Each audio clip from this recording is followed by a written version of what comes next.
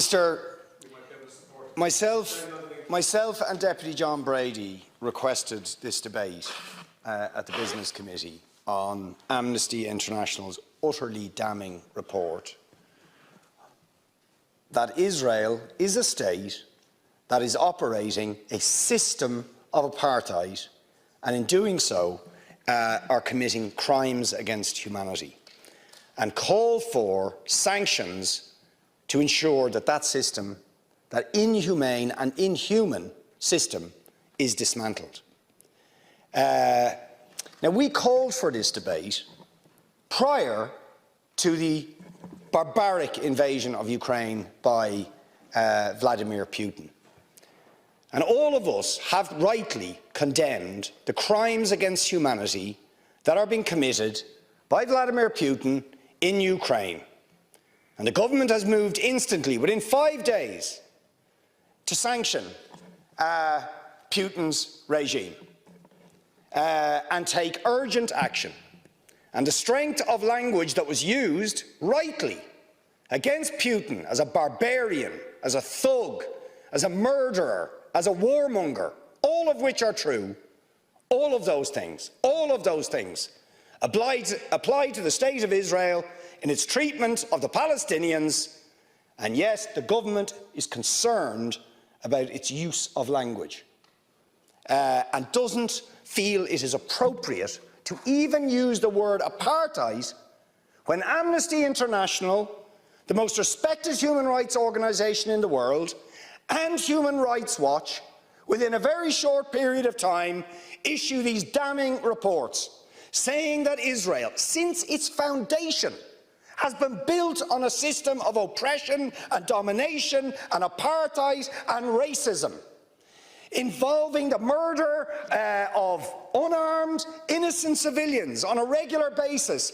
arbitrary detention and imprisonment, land annexations, the displacement of people, the denial of basic fundamental rights to 6 million Palestinians who are displaced outside Israel and the occupied territories, to the right to the return to their homes, to the illegal blockade of Gaza, which has left, as they say in the report, Gaza in a permanent state of humanitarian crisis, denying people access to food, to water, and treating the Arab population as a whole, the Palestinian population as a whole, as an inferior race. I mean, it doesn't get stronger than this. And yet you want to be careful about your language. You're happy to correctly use the most strong and robust language to describe the crimes against humanity of Vladimir Putin, but you will not use the same strength of language when it comes to describing Israel's treatment of the Palestinians, when it is now being documented and detailed by two of the most respected human rights organisations in the world, and indeed has been alleged by dozens and dozens of non-governmental organisations, and to be honest, anybody who looks honestly at the decades of brutal, inhumane persecution of the Palestinians, successive assaults on Gaza, the annexation of their land and territory, the systematic application of apartheid rules, you don't want to even use the word apartheid. Never mind sanctions. 5 days sanctions against Putin and his thugs, 70 years of oppression by the Palestinians, and it wouldn't be, what was the word you used? It wouldn't be helpful to impose sanctions. Amnesty International are calling for Israel to be referred to the International Criminal Court for crimes against humanity. Will you support it? They are calling for targeted sanctions against Israeli officials who are perpetuating the system of apartheid, just exactly the same types of sanctions you've just initiated against Vladimir Putin. Will you support it? And I think the answer is clearly you're not going to. And then we ask the question, why? Why?